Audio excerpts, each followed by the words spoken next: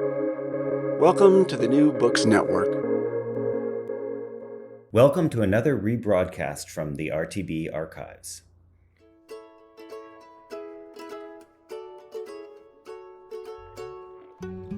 Hello, and welcome to Recall This Book, what's a good word for this? An auxiliary episode, a spin-off episode. So I'm here with Elizabeth Ferry and Elizabeth... An appendage. An appendage. Oh, an appendix episode. I like appendix? that. Okay. So this is the first time, Elizabeth, that you and I have just sat down in a room together to do this episode, which is right. The two weird. of us. Just the two of us. Yeah. So you will have come to this because you just listened to the Zadie Smith podcast, which is great. And if you haven't, for some reason, if you came to it backwards, go back and listen to Zadie Smith first, and then this will make a lot more sense. Yes, this will make much more sense since we're basically a series of footnotes. Maybe that's what we are. Yeah. But so I will just say that Elizabeth and I spent more time with Zadie Smith than just is reflected in the podcast, because she actually was invited to Brandeis to spend a whole day apropos of all the freshmen reading her book Swing Time. So she came, she spoke to us on the podcast, then she spoke to a whole bunch of faculty who were going to lead discussions about Swing Time. So that was maybe 45 people, and then she spoke to a auditorium full of Brandeis undergraduates and some other folks. So we spent some time with her kind of in between, but we have like 3 public events to talk about. So we'll mainly talk about the podcast, but we will feel free to bring in interesting things that she said in any of those events. Yeah, and there was a lot of patterns, so. Yeah, there was a lot of patterns. I don't think it'll be weird. Totally. I mean, I think one thing that really struck us, Elizabeth, you were saying this earlier, she's just very on point. I mean, what she is thinking about right now, those are the topics she will raise, and she'll kind of run with them. Yeah. So. And they're fascinating and beautifully expressed, so it's not like, one could imagine that being like, oh, could you please stop talking about Here that? They go you got again. it. Yeah, right. I got it. Yeah. But, right. She talked about that fear, as you mentioned. She talked about the fear of repeating herself, like that the novelist just does write the same damn thing over and over again. She said, Nabokov is somebody who does that. And in a way, what we heard her do was, run into channels that she's thinking about. But she thinks about them in really interesting ways. Yeah. And so she was in those same channels over and over, and we were delighted. Like, without it being at all,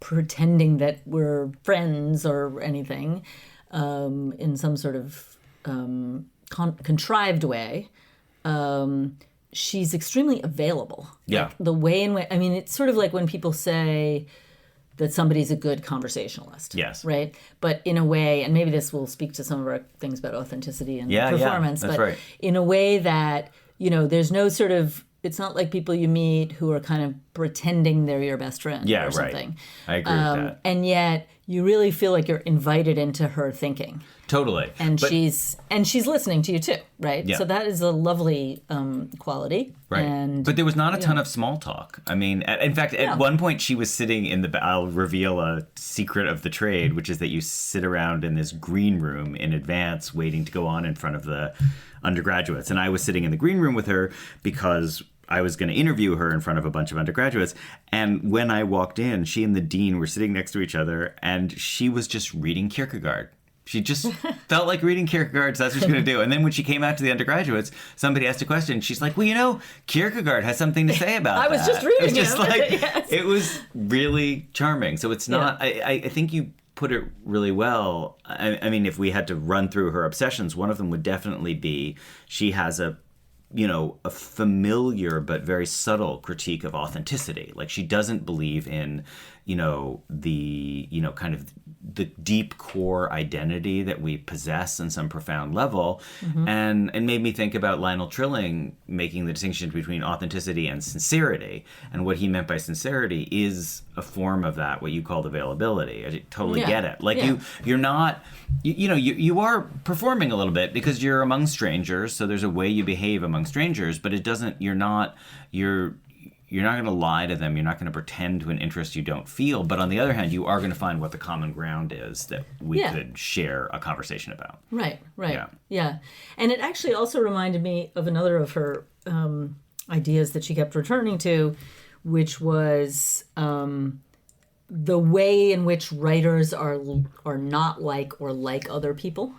And also, by extension, the way in which artists are like and not like other people. Totally. Right? So, I mean, even the way, both in the sense that she was talking about how novelists write the same book over and over again, and then she kept returning to the same ideas over and over again, and also I'm reading Kierkegaard, and then it's going to kind of naturally flow into my conversation. Yeah. Though she also had that point about rock and rollers as people who just don't know where to quit. Like there are forms of art that are just like bang, bang, bang going forward. And, I kind of wanted to hear what her vision of the art that that tacks and takes into account involvement or attunement or something. But, because, maybe that you is brought the that novel. up actually in the interview, but it was one of the balls that didn't. Yeah, exactly. She didn't. Normally she didn't happens. Yeah. So just to run through, let's put those big obsessions on the table. So you mentioned one of them is about authenticity, and one of them is about the way that artists are performers, especially novelists are performers, but then we're all performers in our everyday life as well. So that's a version of the critique of authenticity that I think is quite subtle and distinctive. Yes. And also the at one point she says in the interview with you about sort of, I believe that that humans are sacred. And so in that sense, I believe in a soul. But I don't believe there's some core, a soul in the sense of this core you can get down to that never, changes, right? Yeah. I mean, of course, I'm always trying to get people to plug Hannah Arendt, and I feel like Zadie Smith did do that. Speaking of people who have obsessions. Yeah, exactly. But in this case, she went one better than that because she phrased in her own way, and she said this is in her mind, something that seems to me a very Arendtian problem, which is, that figuring out who someone is not like saying what they are, but it's also not as simple as just like finding that inimitable interiority, because in fact who they are is something that goes on in their interaction with others. And I gotta say, she didn't talk that much about her own fiction, because she clearly doesn't like going back, but that is what I love about her fiction. Like you see people coming out in their interaction with others that you don't, that their sides of them are revealed that they don't know. So can I ask you, as someone who's more of an expert on the British novel than me? Yes. But can we just name her other obsessions? Or name the obsessions. So I'll name the obsessions. So the other... but wait. Yeah. Before we do that... Yeah. Just remind me to ask something about the British novel. Yes. No, let's go right back to it. Okay. Yeah. Okay. So I just want to name the other obsession. One is what I call the golden ticket, which is the way of thinking about access to elite institutions, especially universities, which you talked about a lot, and not the faux meritocracy, but like the hypocrisy built into a so-called meritocratic system that allowed only a few people to climb out of working class education into the great free British university system. So on the one hand, she was saying, now that it's gone, let's applaud what that public university system did. And that's why she quoted people like Tony Judt, and she could have mentioned Raymond Williams or other people like that, Richard Hoggart, for the way that it was a class-crossing mechanism. So let's... At least for a few. But then let's also not forget the bogusness of that, because it allowed people, and she explicitly included herself, that people who did get that ticket to Cambridge to somehow feel special and not understand that, letting in 2 out of 2,000 was part of the game. And then I guess the final preoccupation that she had she's a very strong conception of what the politics of the novel should be, but they don't necessarily look like what counts as political to the younger generation, which is very woke and focused on certain kinds of cultural issues. And in fact, she was a little bit sharp with the undergraduate questioners who wanted her to sort of talk through identity categories. Right. And so I liked the way in which she didn't want to cede the political ground. She wanted to say, no, there's another way to think about politics that doesn't require you to go through identity categories. That's right. Yeah. So, and she actually brought it up in your interview, too, when she talked about sort of her affinity with Olive Kittredge. Olive right? Kittredge, She absolutely, said, yeah. I have nothing, Yes. ostensibly I have nothing in common with an old white lady from Maine. Yeah. But Yeah, it broke my heart that she wouldn't take the bait on Willa Cather there, by the way. I know, that was great. I was really Yes. I was really bummed. You wanted her to give a PSA for Willa did. Cather. That was the public service announcement I wanted. Yeah, that's true. But anyhow, and this sort of idea of, and she's kind of interestingly located it in visibility, right? Like it's nothing that the affinity is nothing that you could see necessarily. But at the same time, clearly having a, highly sophisticated and leftist critique about structure. Yeah. Right. So that came out in her discussion of education. It came out in her discussion of, there was a really interesting moment with the faculty when somebody said, in talking about swing time, we've all had that experience of somebody that you grow up with who just, things don't turn out well. Yeah. And Smith said, well, for a lot of Black people, it is, that's like a whole neighborhood or a whole country, right? It's not just one person. Right. And I thought that was a really, a really strong basis from which to make politics. I totally agree. And just to say more about that, I thought she's disavowing, and especially towards the undergraduates, she disavowed in quite straightforward terms the notion that you would have an automatic affinity or identity with people. But she also, definitely was not at all shy about referring to herself as a Black writer or talking about like the experience of being a Black Briton. And like I've read articles where she talks about like, the way in which if there's a kind of a vulnerability or a wound in the society in Britain, it's like young Black men that are going to bear the brunt of it. So it's not like she denies that those things, especially on a statistical or that there are level, commonalities, right? Yeah, right. That's true. And that those commonalities have specific historical reasons. And in a way, to go back to the golden ticket point, she said something really that I found incredibly poignant, which is she talked about getting to Cambridge. And okay, so I already mentioned,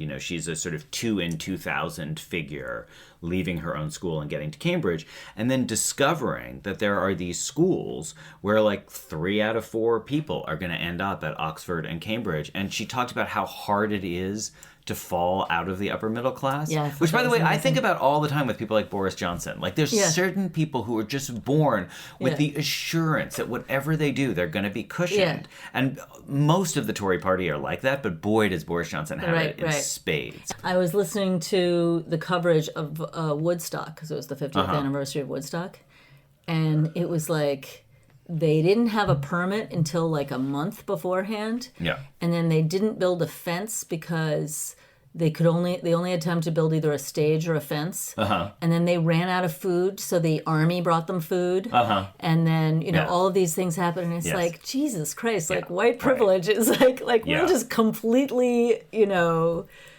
flame out, and yet somehow this will become this iconic historical event that everybody remembers this. Because, it's okay if you don't provide for any food, because the army will come and give you food. Yeah. And by the way, for people who haven't read Doris Lessing's The Fifth Child, I completely commend what she said about Doris Lessing, about how the fifth child works, as a great way of thinking about that, because that is one of those perfect privileged childhoods that's being described, and this is perfect shiny happy couple, and then what it takes to destroy it is like a fifth child who's like literally satanic, like that that can break the family, but basically nothing else could. And Elizabeth, you and I mean, we don't need to get totally self-referential, but we're both children of academics, and we grew up in a situation where my kids go to the same school that you went to, and there's an understanding that we're part of that world where it's not like you can't fall and easy through. And there's just not that many holes in that floor.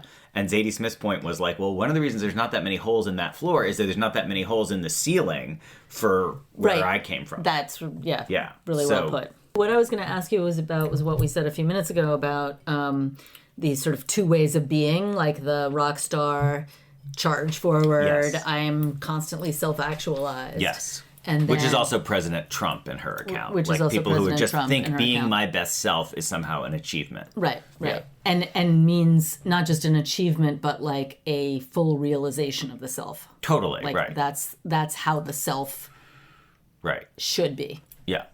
And then there's the other mode, which is this kind of relational, the self emerges through through interaction. And Yeah. Involvement was the word I tried to throw out to her, though she didn't really bite exactly, but yeah. No, but you just were saying that, and I agree that comes out really clearly in her prose, right? That there's this sort of way in which her characters are kind of constantly emergent through their relationships. Yeah. So then what I wanted to ask you was, can you give a little genealogy of the British novel that is playing Oh with yeah. this? Okay, so that's really interesting. So yes, I can, but I would say two things about that. One is Zadie Smith, like a lot of British novelists, spends a lot of time actually praising the experimental European tradition. So she talks about Kierkegaard a lot. She actually didn't talk about Russian novels a Kind lot. of dissed the French, though. Yeah, in front of the undergraduates, she threw the French under the bus for not being funny. Yeah. She said the English are funny. And I thought that was revealing, because I actually do think that the sense of humor in Zadie Smith is connected to Jane Austen. And it's connected to Muriel Spark, who she praised. She praised Girl of Slender Means, which Steve Macaulay and I talked about on the podcast, because Muriel Spark is totally brilliant mid-century comic novelist. So there's a tradition of kind of like humanistic warmth, where basically you see characters in their foibles, but you nonetheless like embrace them in that. I think she belongs to that, but I think she wants to locate herself. And Forster definitely belongs. And Forster totally belongs to that, Yeah. right? I actually think Zadie Smith is a lot funnier than Forster. Forster tries to be funny; he does not succeed the way Zadie Smith succeeds. I think she's left her whatever. I was going to say master, but that's not the right word. She's left her old instructor behind in that regard. But and Virginia Woolf is really not funny at all. No. But I'm Kingsley going to get hate Amis mail would be for in that, this but tradition. I guess Lucky But it's a Jim. different kind of that's funny. minor. Yeah, It's so fucking funny, though. it is. But it's a different kind of funny, too. It's not like sort of the foibles. Actually, yeah. Trollope is someone who's Trollope like is, this. but I was going to say the other person she mentions, which I think is completely fair, is she raved about Hilary Mantel, and that's when she mentioned Muriel Spark.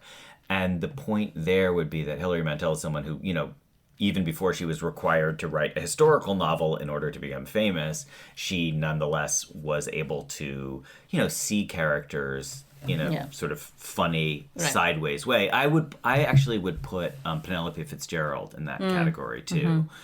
But what I was going to say is that Zadie Smith definitely wants to link herself more to a European experimental novel tradition, which would be like the Nouveau Roman, people like Robbe-Grillet.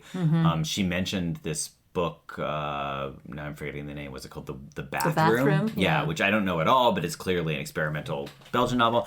And in her famous Two Paths for the Novel, she, basically says lyric realism is really boring and stodgy, and the experimental novel is this like richer which is way to sort go. of odd, 'cause- I agree. So I think it's odd, and I mean I'm glad Zadie Smith is not here, and maybe she won't even listen to this, because I think it's odd. I think it's not bad Well, it's faith, mostly but I think odd she's just trying to because describe she something that writes she much isn't. more like That's the exactly. I totally lyric agree. realist, Yeah. yeah. So she belongs to this. Like she throws Joseph O'Neill's Netherland under the bus in that essay, but honestly, that novel is not so far from the world of how Zadie Smith realizes her characters and puts them into play with one another. Yeah. So I think that's interesting. So I think I think there's like a nominal genealogy for Zadie Smith, which is real because it's the people you think about when you're writing. But then there's a kind of shadow genealogy, which you can tell includes Woolf and Foster. I think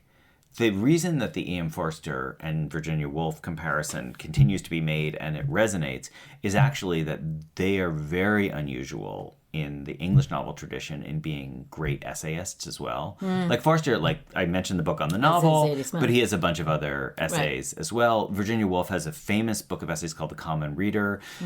You could think about The Room of One's Own is essentially an argued essay. And she was very aware, like when she answered my first question about not going back to her own And novels. the moments of being. Oh yeah, and moments of being, right, which we've discussed already on the podcast. Yeah. Oh my God, it is an echo chamber. But Zadie Smith herself made the point that she can go back to her essays because they're argumentative. So she makes a distinction in her mind. Yeah. And which I completely get. I mean, as somebody who is only capable of writing the argumentative stuff and not the fictional stuff, I like that a novelist also thinks of those two things as two different, two different Well, realms. and a novel that tries to make an argument in that kind of way is usually not a very good. Actually, and I think that comes back to something, Elizabeth, you said before, but let's unpack it a bit more, which is that Zadie Smith is acute in that she sees what is the problems that people have, but to say that she's generous also means that she is she will never cancel anyone. So do you want to talk about that response to a student? Well, I mean, it had to do with this this character Amy, who's in Swing Time, and she's Madonna, isn't she? She's Madonna. Yeah. So global do-gooder, doesn't really think too much about what she's doing when she's doing good. But, and sort of constantly having a circle around her who are sort of her friends. Yes. And whose job it is to be her friends and to cater to her. Yes, various paid friends. Yes. Yes. Poorly paid friends. Yeah. Right. And it's it's kind of buffoonish. It's kind of caricatured, not in a bad way. I think it's good. But an undergraduate asked a question about it, and she sort of Zadie Smith kind of asserted her philosophy towards her kind of humanism. Yeah. And fictional humanism, by the way. But yeah. Yeah. Because she was interested in them. She said fiction is the way to do... Well, go ahead and say the humanism, but yeah. Well, I mean, I didn't get the sense... I mean, that seemed to be a point when she was actually crossing over from fiction to... Oh, I see. She was not just talking about characters. She wasn't just talking about characters, too. right? Yeah. And she sort of, said, I'm not one of these people who can be like, I just can't with someone. Yeah. She waved her hand in a... I can't with, right. Yeah, she's a very good mimic, actually. Yeah, she's quite a good performer. And she, and there was a little bit of a generational thing in there, too. Like, it was definitely like speaking to a group of college students and finding some opportunities to assert a particular point of view about, contemporary social life. Yeah. So Elizabeth, final question, what did we do wrong? What should we have asked her? Should we have pressed her? Is there something we should have pressed her on more? Other than making her read Willa Cather. I wanted to hear more about, and I don't think we should have pressed her necessarily because it was, getting into the weeds and various, especially in front of either in the faculty or the undergraduate part. But I would have liked to hear more about novels and specificities of novels and stuff. And I agree. Actually she was terrific on Hilary Mantel. She was terrific on Muriel Spark. And I just like her forthrightness about what she likes and doesn't like and why and sort of these, even though I didn't either, maybe I didn't agree or I just didn't understand some of the genealogies that she was tracing. I just really enjoyed hearing that. And I actually wanted to bring in, I did have a conversation with her about the way, John and I teach a class from time to time of novels and ethnographies. And I was telling her about that, and we were sort of talking a little bit about novels and why novels are different from ethnographies and stuff. And, I think that sort of leads into a conversation about what the novel can do. And actually, I was just going to say that, just to circle back around to what we were saying about Jane Austen and her kind of everything working out and being very systematic. Yeah. I think it's interesting because that is characteristic of a certain kind of ethnography. And, particularly within a kind of structuralist tradition. Yeah, right. Whereas somebody like George Eliot with Middlemarch is much more of a sort of Malinowskian kind of, Teaching it next week. Very excited. Good, yeah. So, I think that would be interesting to talk more with her. And actually, there is a thread I should have picked up on more, except I was afraid of sounding too much like an English professor. But she mentioned Philip Roth several times, and that's a really interesting comparison because she didn't. Yeah. She clearly does identify with American fiction in ways that we could have teased out more. And the Roth comparison, because talk about someone who writes about twins. I mean, he has the double life, the counterpart, the ghost, exit ghost. Like so many of his novels are structured on the parallel lives that either get involved or are mirrors of one another. Right. And I think that's what she likes about him. I mean, I do think that's the affinity. And on that note? Okay, on that note, so I will just say thank you for listening to this episode of Recall This Book. As always, our music is courtesy of Eric Cheslow and Barbara Cassidy. We are grateful to Claire Ogden and Matthew Schratz for all of their editorial and technical and other production assistance. And please, please, please, tell your friends about this, tell your relatives about this, tell people you don't like about it, and rate us or give us a review on iTunes or Stitcher. We get no money. We just want to get the word out, and so the best way for that to happen is by word of mouth. So from all of us here, Elizabeth, you and me in a room together. That's right. Yeah. I feel if we were Zadie Smith, we would sing, but I guess we can't sing. But we'll say so long, farewell. Okay. And thanks. Good night.